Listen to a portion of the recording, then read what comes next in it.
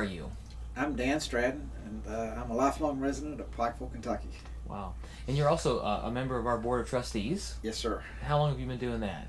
This is my 30th year on the Board of Trustees, and I Wow. serve as secretary. Well, thank you for that service. As a kid, what did you want to do as a kid? As a kid, I wanted to be an architect. I had a cousin who was an architect. I liked design. I liked layout. My mother was an interior decorator, so I guess I got the gene from her. But I was under the misconception that you had to be able to draw in order to be an architect.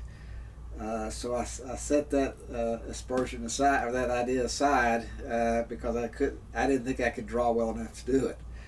So, but our family, we were raised. I'm a third generation lawyer, so we were raised to be a doctor, lawyer, Indian chief. And I didn't like the sight of blood, and there weren't many Indian chief jobs open, so we became lawyers.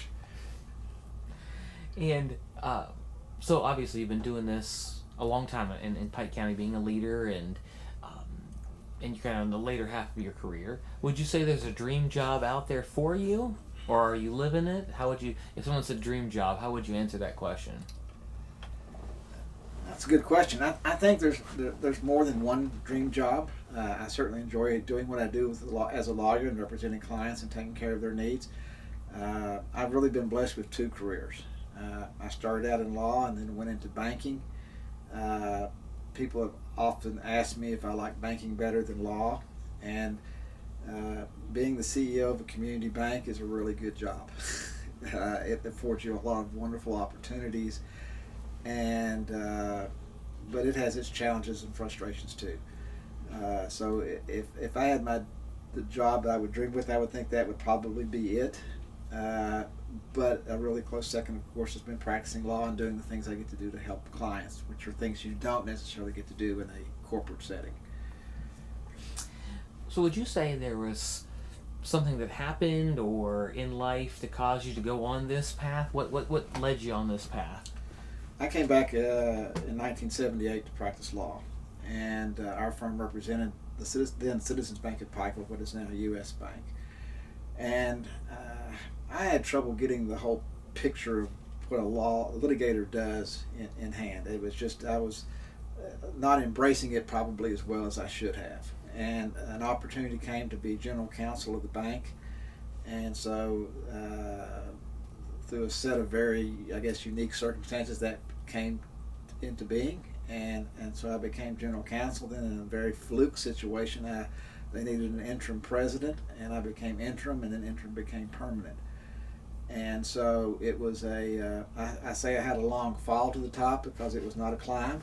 It was very circumstantial, and it was not meant to last more than a few years. And so when it lasted longer than that, it became a real blessing. It was something that I ended up having to work a lot harder than probably most CEOs did, because I had to learn it from the ground up. And I had to learn how to be a leader and be a manager from a technical sense. And so I felt I had talents in that area, but any talent you have to develop. And I was fortunate enough to be able to do that. So today, when you think about your call or life meaning, how would you put that in a sentence? What are you called to? What's your life about? I think I'm called to have some role in leaderships in organizations and do things of that nature. I think certain skill sets lend themselves across a large variety of career options. I think that it's not so much calling to a particular job as it is a particular role, and you can have same type of roles in a lot of different companies. For example, I think salespeople, if you have a sales skill set, then that's transferable to a lot of different situations. If you have a caring skill set where you're nurturing, you look at nursing, caretakers, there's a whole set of roles that have that type of skill set. I think management is a skill set. I think leadership is a skill set. And those are all transferable to a lot of things. So would you say then your current career aligns with that calling? I think my past career aligned with that calling probably better than the legal field. The legal field is more adversarial.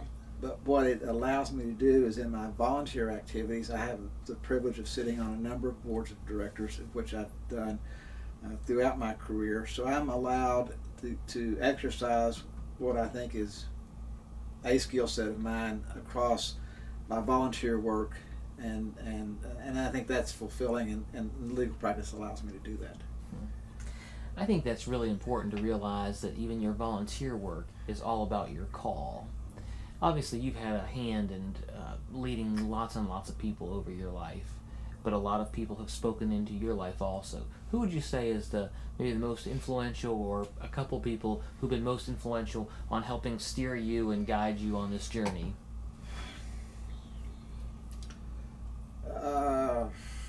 Gee, that's a good one. My father, of course, directed the initial course in the practice of law and allowed the banking option to take place.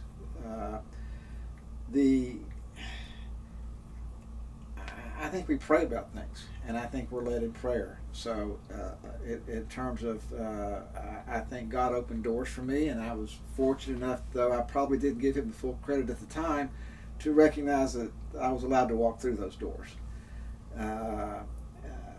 Nobody does anything alone, and to say what I've been able to do has been me or been directly influenced by one person, I really can't say. I think it's been a lot of people have had a role. A lot of people have participated in the things I've been able to do, but my dad, my brother, who allowed me to come back and practice with me when I got retrained after 20 years to be a lawyer again, that was made possible through him. So not just one, but I think a lot of different people. So if a person was watching this today and they said, "Hey, I'd like to be a leader of a bank, or I'd like to be a leader, or I'd like to be a lawyer," what do you have to do to put yourself on this path? I think you look and see what you do now. I think one of the things I learned in college was I got the opportunity to be a leader in a lot of different organizations, and it wasn't things that I necessarily sought after. I was highly surprised when I got asked to do leadership roles in a couple of organizations, and so I was able to do them, and by and large do them fairly successfully. And it's a skill set that you could you have as a natural skill set, but any natural talent is not any good unless you build on it, exercise it, and learn it. And so I think that's been a key for me. Is I did a lot of things in college that I look back on and say that reflects what I was doing 10 years later. And so you recognize what options are out there, you recognize what you're good at, or you may have a skill set at, and then follow up on those options. So you've spent a lot of time as a leader, all since college. If a person was a young leader now, what would be your advice for a leader? I think you need to learn to develop communication skills, and I think you need to learn to fall in love with that which you're seeking to lead. And and you've got to have a love of people. I mean, the critical mistake that most managers make is managers manage things, leaders lead people.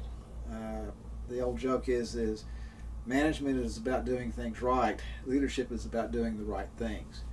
And the most important thing to being a leader is learning to communicate and have a commitment to people. And the best leaders are the ones that have good relationships with the people they lead.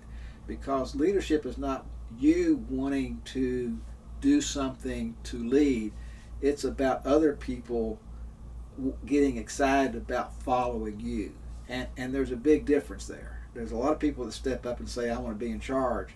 It's another thing to have people stand up and say, "We want you to be in charge."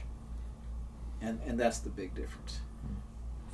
So if you had a person today who came to you and said, I just have no idea what I should do with my life, what advice would you have for them?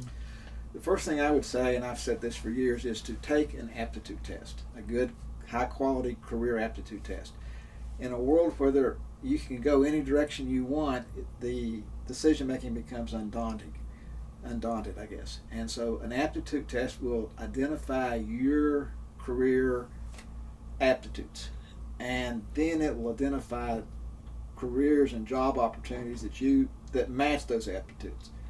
And when you see it, you'll recognize it. After you take the test, you will look and say, well, yeah, I don't like being outside, or I don't like being inside in an office all day, or I'm really good at math, analytical and math situations, and I enjoy that. So here's what I can do with that. And then you start the process of elimination on narrowing that scope down. And that's where I think